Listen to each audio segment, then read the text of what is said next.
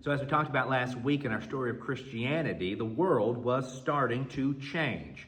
In AD 476, the Western Roman Empire fell when a Germanic general came in and deposed the last Western emperor, and well, that general declared himself king of Italy. And when this happened, the political structure that had governed the Mediterranean world for centuries, it simply dissolved.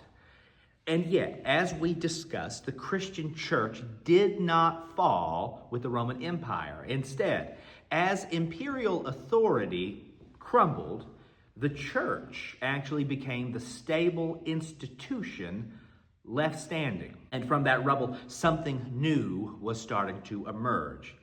Not the ancient church, not the persecuted church, not even the imperial church. But what now we see is the medieval church.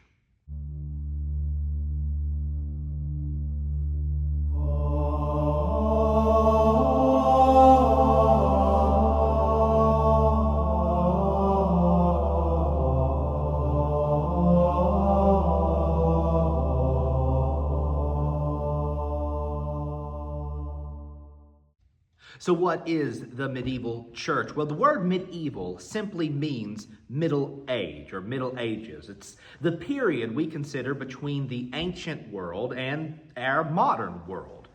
But for Christian history, this was not merely a time marker. It was a transformation of what the church had been like. The Roman world before had been urban, unified, and governed by a rule of centralized law. But this medieval age, the Middle Age world, would be more rural. It was decentralized in its government, and it was structured more around feudal loyalty. And in this age, so much of what had defined the world in previous centuries was changing. The roads that were such a pride point for Rome, well, the roads were decaying. Trade had slowed down immensely between worlds. Literacy declined in many, many regions, and local lords had replaced the Roman imperial officials. And it was into this shifting landscape of uncertainty that bishops and presbyters and monks began to take on more and more responsibility. And as they did that, they also took on more and more political and social power, more than ever before. And though we all know that this has a lot of danger, I do want us to remember, in many places, looking to the church was the only place to find educated leaders. The church was charged with preserving learning. Church leaders were the ones expected to mediate disputes. They became the trusted advisors to kings and queens and local lords. In most places, the church was the glue holding the fractured society together. Frankly, it filled a role that was needed. It stepped into a vacuum that was left by the collapse of the Roman Empire. But in doing so, the church left itself open to the temptations of growing power. It was during this age, as political power fractured in the West, that out of all of the bishops who served in the church hierarchy, the Bishop of Rome consistently gained influence. To be fair, this was not surprising. All the way back at the Council of Nicaea in 325 was the Bishop of Rome recognized to have a sort of special authority. At the Council of Chalcedon in 451, it was said that whoever filled the position of the Bishop of Rome, whoever sat on the seat of Rome, often called the seat of St. Peter, they were recognized as the first among equals. So there's the idea that the bishops are all equal, but there is a priority given to the opinions and the beliefs of the Bishop of Rome. But now, at the start of the Middle Ages, the medieval period, even before the empire fell, the Bishop of Rome had become thought of as the rector of the whole church. And from the 6th century onward, the Bishop of Rome's power and prestige increased so dramatically that the title of Pope, from the Greek word papas, meaning father, began to fit him well. Now, one question at this period that often comes up is this: Why was Rome given so much prestige? Why did the seat of Rome, the bishop of Rome, hold so much power? And I think a lot of the answers to that question goes back in the history. Remember, Rome had once been the capital of the empire. It was where Peter, who was viewed as having authority over the other apostles, was martyred. It was also the place where Paul had not only ministered, but he was martyred as well. And even as the emperors and the empire faded away, well, Rome still carried that symbolic authority. And over time, the Bishop of Rome, now known as the Pope, began exercising broader influence across Western Christianity. One of the most significant figures that shows us this is a guy by the name of Gregory the Great, who became Pope in the late 6th century. During his tenure, we see that he strengthened missionary efforts across the world. He organized and strengthened church administration. He cared for the poor and found ways to tend to them during intense periods of famine. And he negotiated with invading forces to protect people and cities. None of those are inherently bad things, as you can tell, but the papacy was functioning not only as a spiritual leader, but as a stabilizing political force. The lines between altar and throne were truly beginning to blur. And meanwhile, as the seat of Rome was continuing to grow in power, it's important to remember that the gospel was still advancing. It wasn't as though Rome grew in power and the gospel just stopped.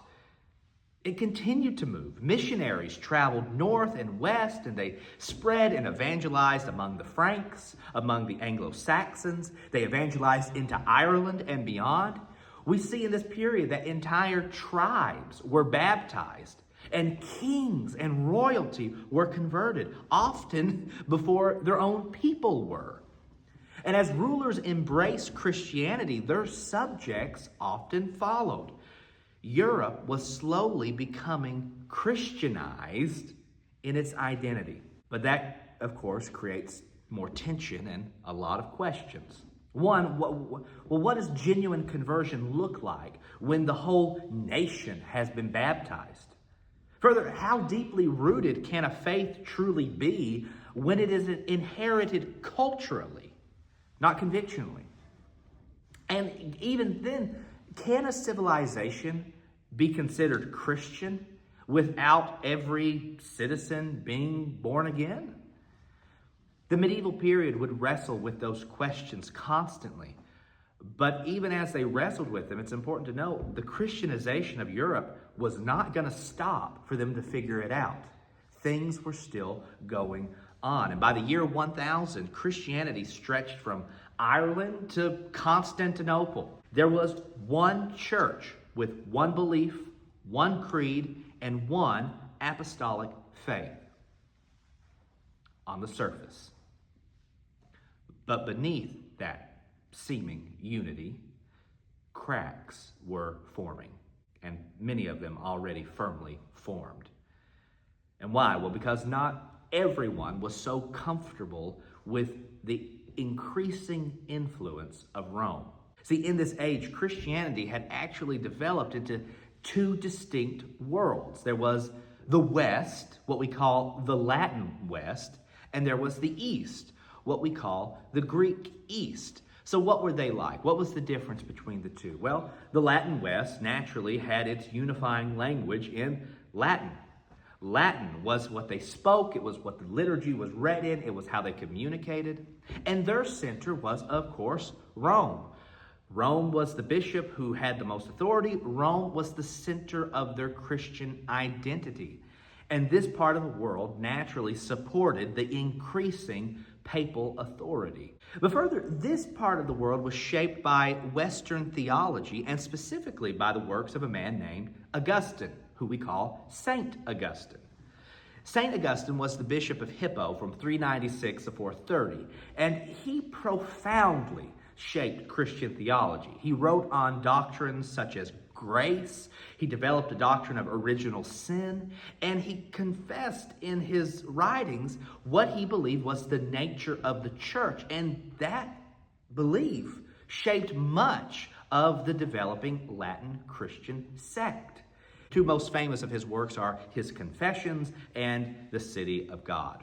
Now, in medieval Christendom, especially in the center like Rome, St. Augustine's writings were treated with a deep sense of reverence and became foundational for theologians, monks, and scholars who built much of medieval Christian theology, thought, and philosophy on St. Augustine's ideas. So that's the Latin West. But what about the Greek East? What were they like? Well, naturally, their language was Greek. They resisted the influence of the Latin language, and they spoke Greek, which, of course, the original New Testament writings were recorded in.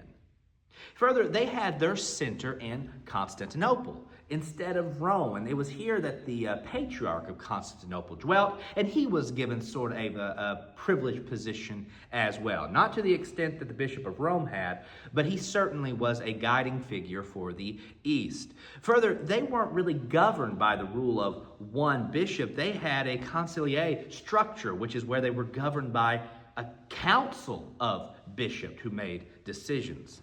And further, the Eastern Greek church was much less influenced by Augustine of Hippo, not because they didn't like him, but because most of his writings were in Latin, and they circulated primarily in the western part of the world, centered around Rome.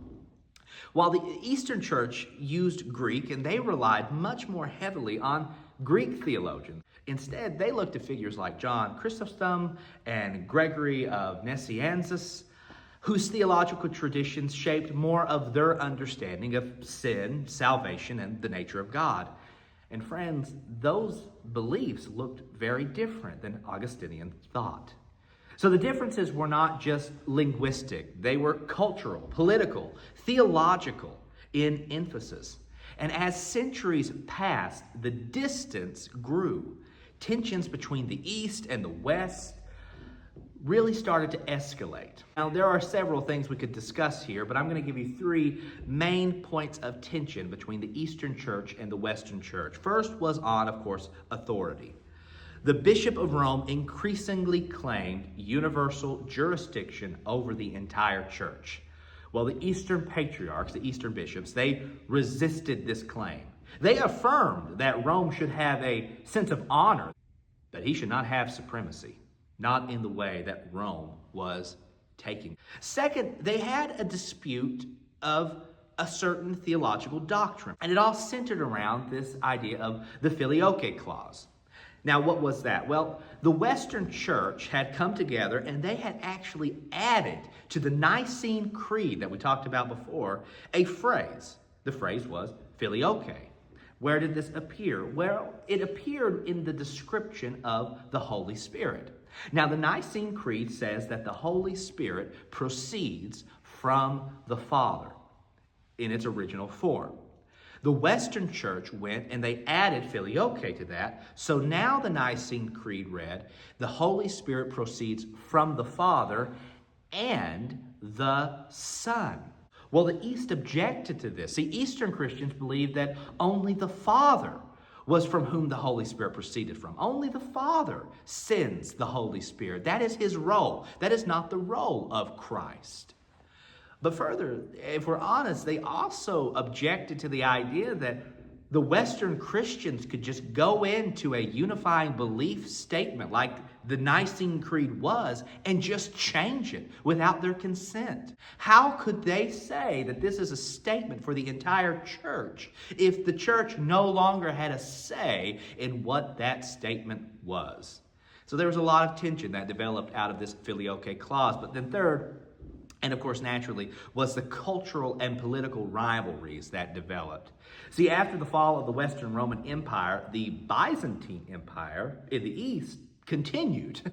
So when the Pope in 800 crowned Charlemagne as emperor over the Romans, well, that signaled to the Eastern Church that there was a growing divide between them and the West, and it was more political than much had anticipated. This was no longer just a theological distinction battle. It was a battle for their very identity. And as these tensions continued to develop after year, then of course there came the breaking point. In July of the year 1054, tensions between the Western and Eastern Church reached a climax. See, a papal delegation, that is a group sent from the Bishop of Rome, they were sent to speak to the bishops and the patriarchs of Constantinople. So, Western representatives went to speak to the Eastern representatives of Christianity. And that did not go well. Disputes between the two escalated, accusations hardened, and the papal legate placed a document of excommunication on the altar of Hagia Sophia, which was the major church in that area. That's right.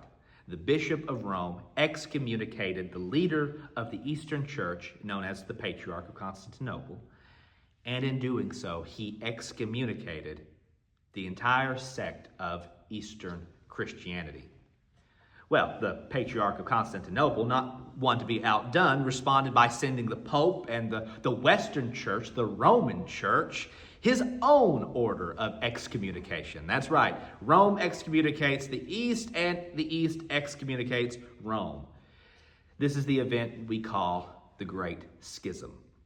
The Great Schism was when the church that had once weathered persecution and empire together now fractured into an Eastern and Western line.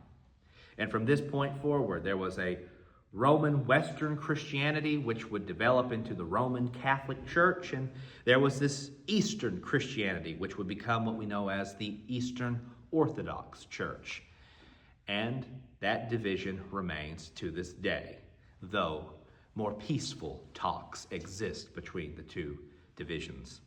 Now, why does the schism matter? Well, it marked the formal separation of two theological and ecclesiastical cultures that had been drifting apart for centuries. And for us today, our main takeaways can really be summed up into three things. First, friends, remember, unity requires humility. There is no way that we are going to stay unified as a church within a local congregation or across the board in denominations and sections if we are not willing to humble ourselves with our neighbor. Clearly, as we look at these stories, we see a lot of things coming out of the representatives. Their humility does not seem to be one of them. Unity requires us to be humble, and the Bible speaks to this so often. But second, we also see that power strains fellowship. When there is a power imbalance, when there is power up for grabs and people are focusing more on how they can get more influence, well, there's going to naturally be a strain on fellowship. We are not meant to try to lord our positions over each other. Again, the New Testament speaks so well to this. Power will break fellowship if we do not take careful precautions against it. And then third, remember, cultural distance can harden doctrinal division. Where you live in the world shapes how you believe and what you believe. We in this American Christian culture have such a wide range of beliefs just beyond denominations, but consider it on a global stage. Our Christianity is probably a little bit different than that of our African brothers, than that of our Eastern brothers, than that of our European brothers and sisters. So what do we do with this? Well, it reminds us to have open dialogue. Cultural distance can harden our distinctives, but to prevent that, we must dialogue openly, discuss what makes us uniquely us, and still resolve to come together in unity and the core Christian teaching of the gospel. Those are our three main takeaways for today. So where does that leave us in the story? Well, the medieval world may have unified Europe under the title of Christianity or Christendom or Christian worldview. But the unity that the apostles had fought so hard for in the first century has been broken by the 10th. By 1054, the medieval church was fully formed. The papacy strong in the west, the patriarchates established in the east, and monasticism deeply rooted, with Christianity shaping everything on all planes of existence, including law, art, education, and kingship. The ancient church had survived persecution. The imperial church had survived Rome's fall. And now the medieval church was unifying a continent. But the cracks were already there and breaking. And in the West especially, those cracks would widen in the centuries to come. See, from that authority, power, and all those struggles we just talked about, there were more conflicts to arise. Questions that had not yet been settled. And eventually, they were going to ignite into something even more explosive than the Great Schism. But we'll talk more about that in the coming weeks. For now, where are we? Rome fell, Christendom rose, then Christendom divided. The Middle Ages had certainly begun.